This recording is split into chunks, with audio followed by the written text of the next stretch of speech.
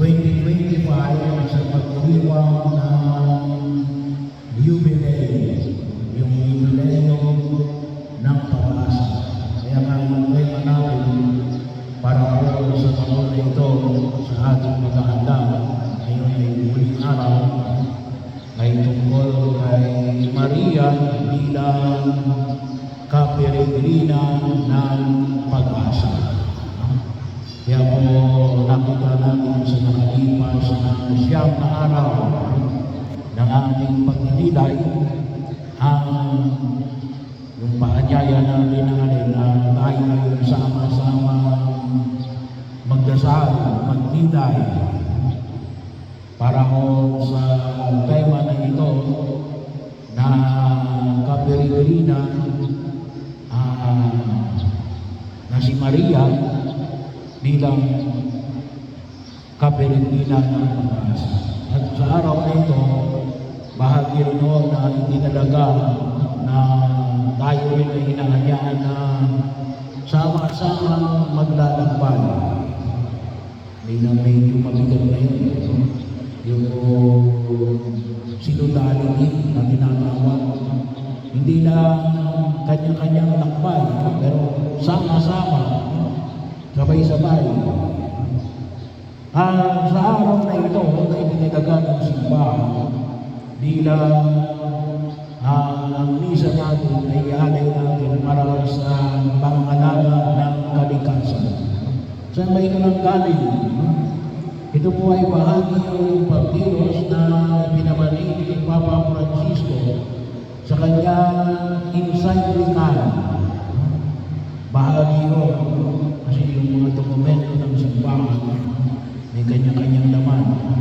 Pag sinabi mong encyclical, ay hindi pwedeng hindi. No? Bahagi yun. Kapag sinabi nga ng exhortation, kung maaari, pwede naman hindi. No? Pero pag sinabi natin encyclical, may mas mabigat. So yung encyclical na pinalabas ng Santo Papa na nagpapahayag na rin na Laudato Si, mas kilala natin, Laudato Si Signor. Praise be to you, O God. Bahagi ko. Pero ang pinaka-bukod nito ay sabi nga natin ay care for the common good. Care for the creation. Ang pangangalaga sa kalikasan. Nagsimula po ito, pinagliliw natin mula nung pinilagay yung Laudato Si mula September 1 hanggang October 11. No? October 11 kasi yun ang kapistahan ni San Francisco ng Assisi. No? Bahagi yun kasi hinugod ang kahalagaan ito sa paanyaya ni San Francisco ng Assisi. No? So alam natin na yung batas ay pag-ibig sa Diyos, pag-ibig sa kapwa.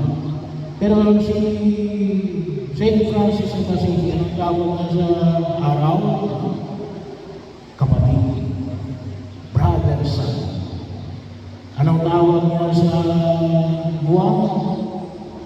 Sister. Sister moon. So bahagi yun na kung saan ay makikita natin. Kaya nga, dito natin inuukot, hindi naman maka-Diyos, hindi naman maka-tao, ngunit makakalikasan. Bahagi yun ng pangangalaga ng sanlibutan.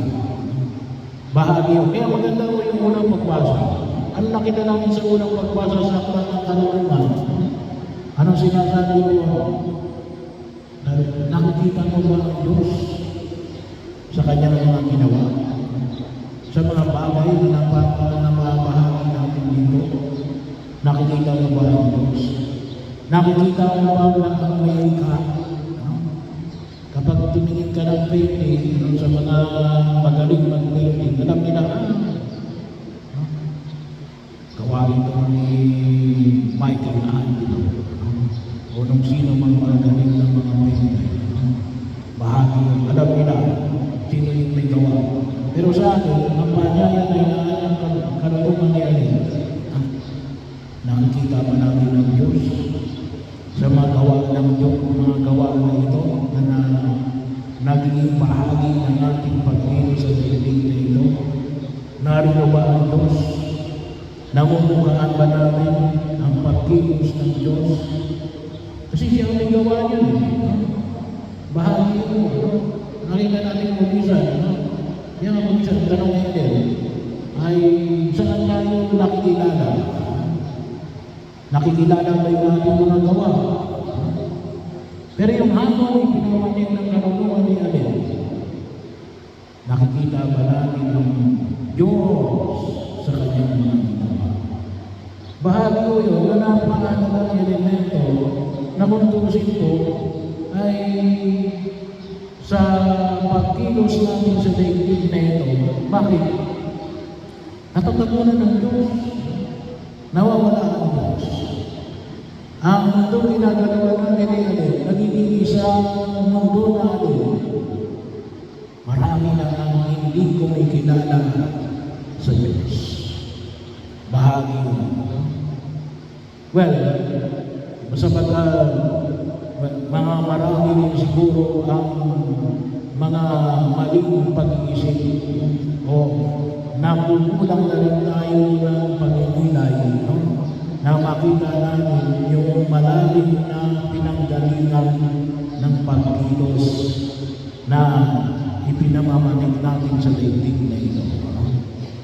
Sabi nga ko natin, kaya isang katanungan para sa bawat isa sa atin, para sa mga malaga ng kalikasan, hindi kaya ng Diyos. At may purpose ang Diyos para yan ay gawin. Kasama natin yung yung kahalagaan ng biodiversity. Hindi ko pwedeng lipulin. Siguro sabihin natin mga lamok. Masama yung lamok. Alisin na natin lahat ng lamok.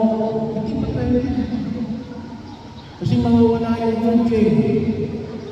Bahagi yun. Kasama yun sa tinatawag natin biodiversity. Yung ganong klase ng kalinangan na hindi mo may pwedeng alisin ng isang uri ng tao o ng hayop sa daigdig na ito. Kasi ang magugulo ay ang kabuuan ng sanlilikha. Masisira yung tinatawag natin pagkakaugnay-ugnay ng lahat ng bagay. Tulad na lumawa na laban, makainin ng mga panaka, ng mga butiki. So, kaya iniingalan ngayon yung pag-i-extreme ng isang uri ng hayop, pinamamalagaan, kaya may tinatawag ng mga protective animals. Hindi mo basta-basta kay patayin, tulad ng bawa na tinatawag natin Philippine Eagle or Mountain Eagle natin. Kapag pinatayan ay pwede kang makulong. Pero bahagi ko yun. Kuminsan nakakalungkot natin, may mga tao natin gustong alisin ang ibang lahi. Ayaw ko ng lahi kayo kasi hindi sila magkasundo. Pangalawa, bahagi rin ng pagkilos na kung saan ay makita natin na isa sa mga bagay na umahagaw sa pagkilos at pagkilala natin sa Diyos ay kayamanan. Kayamanan. Hindi mo masamang yumaman. Pero sa tulad ng pinamanin ko sa ating Ebanghelyo, hindi ka pwedeng makapaglingkod ng sabay sa kayamanan at sa Diyos. At ito'y may malaking impact, no? Sa pagkilos natin sa daigdig na ginagalawa natin. Maging sa usapin ng kalikasan, no? Sabi makita ko natin ngayong panahon na ito, kitang-kita natin, no? Mga baha, no? Na hinaharap ng lipunang ginagalawan natin. Bakit? Ay, isa na rito, hindi lamang sa paggawa ng climate change, hindi lamang gawa ng kung tawagin natin ni Alin, tawag ay pagiging sakin ng tao, no? Ay instead na maging flood control, no? Ay naging guni-guni lang, no? Yun ang term na ginamit, no? Wala, no? Sayang, kaya sino naghihirap? Ang mamamayan ng Pilipino. Bahagi rin ito, bakit matinig yung pagkakunawa natin? Nakita rin natin ngayon yung mga pag-reflex noong mga kamag-anak ng mga politiko, no?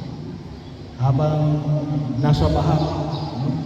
Yung magagandang damit, magagandang bags, yung dinner, no? Yung dinner na kung saan ay makita ko natin natin, umabot natin 100,000. Hindi ako nagkakamali, 759,000 na gano'n. Wala akong problema yun, no? Mayaman kayo, no? Kumain ka kayo sa milyon. Kaya lang, ay sapat mo pa inilagay yan sa social media, no? Ay dapat sabihin, para mo nang sinampal ang mga walang-wala, no? At ano yung pinapakita? Mas mahalaga ang pera kaysa sa pagkilala mo sa Diyos at sa kapwa-tao. Ang tawag ako ng isang kardinal na yan, karinimaring na pagpapahalaga sa kayamanan.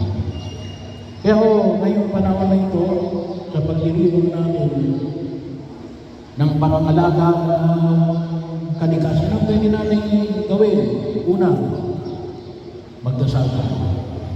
Magdasal tayo na mapangalagaan ng kalikasan. Pagdasal namin, nanawa yung mga nasa gobyerno, magamit nila yung kanilang kapangyarihan at kayamanan para ayusin ang ating kalikasan. Bahagi yun, magsimula tayo sa panalangin. Pangalawa, simple lang o, magsimula tayo ng pangangalaga. Ano yung pwede natin gawin sa bawat tahanan natin? Simple lang. Simulan natin sa segregation.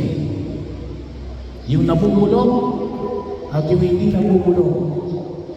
Yung plastic at saka yung nabubulok. Bahagi yun na kung saan yung makita natin. Simple lang o, kahit na sa bawat bahay. Doon natin simulan. Ang laki yun ng ginagastos natin para naman sa pagtatapon ng basura. Bahagi yun doon. Sabi nga nung iba yung Father, ginagawa mayroon pang ibang anomalin. Problema nila yun. Pero tayo, ay doon natin sinimulan. Kasi baka mamaya kanangin tayo sa iyo ng Diyos. Pinangalagaan mo yung kalikasan. Hindi nyo pwedeng sabihin, Father, wala ka sa posisyon. Ano yung kayang ginawa ninyo? At least sinubukan ninyo. Na alin, pangalagaan ng kalikasan. Yun pa rin yung una. No? Matulog tayo ng segregation. Itawag yung mga ipag-iwalay, yung mga nabubulok at hindi nabubulok. Yung mga nabubulok ay hindi pwede na lang natin iwanan yun sa ating mga bakuran. Doon natin maging pataba. No? Napakahirap ko no, yung sabi ko sa inyo. No? Pero simulan natin.